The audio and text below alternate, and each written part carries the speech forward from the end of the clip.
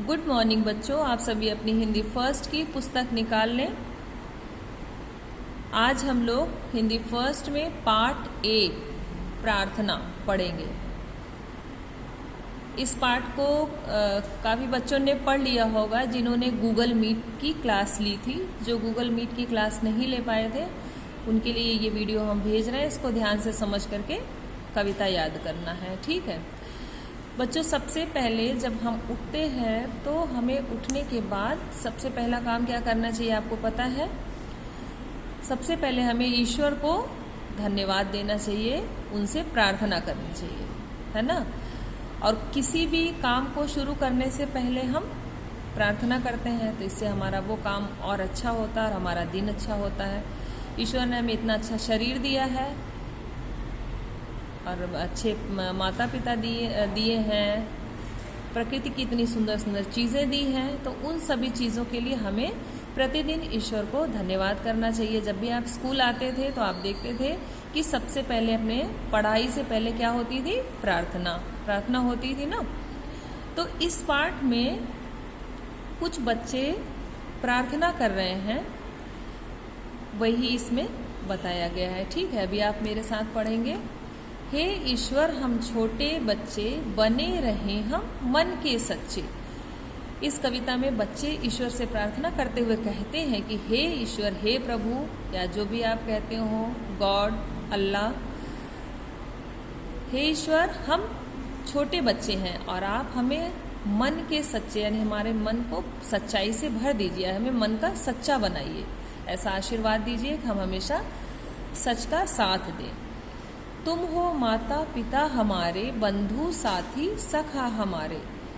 आप हमारे माता पिता हो, बंधु मतलब साथी, बंधु का मतलब भाई। आप हमारे भाई हो, साथी हो और मित्र हो। हम पर करना कृपा निधान।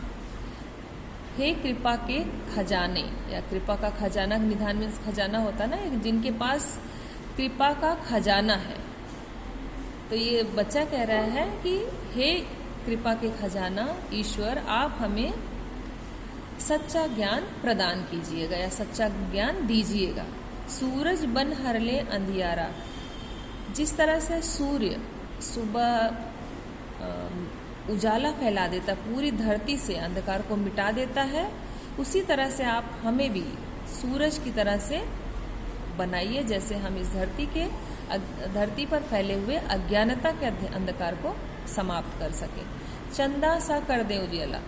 चंद्रमा की रोशनी जिस तरह से सबको शीतलता या ठंडक प्रदान करती है, उसी तरह से हम भी अपने मन, वचन और वाणी, कर्म से सबको शीतलता या ठंडक प्रदान कर सकें या दे सकें।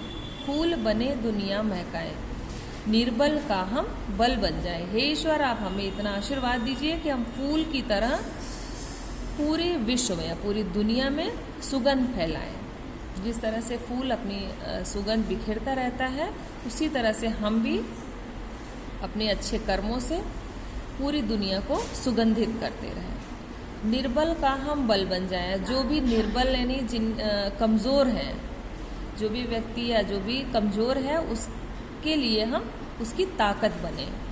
रहे न दुख का नाम वहाँ पर, जले ज्ञान का दीप जहाँ पर। जिस स्थान पर ज्ञान का दीप जलता है वहाँ पर दुख का नामो निशान नहीं रहता है। इसका मतलब ज्ञान जहाँ ज्ञान होता है वहाँ अज्ञानता रूपी अंधकार नहीं होता है और ना ही कोई दुख होता है। इसलिए हमें कैसा बनाइए, आप ज्ञानी बनाइए और सच्चा ज्ञान प्रदान कीजिए। यही प्रार्थना सभी बच्चे ईश्वर से कर रहे हैं, ठीक है।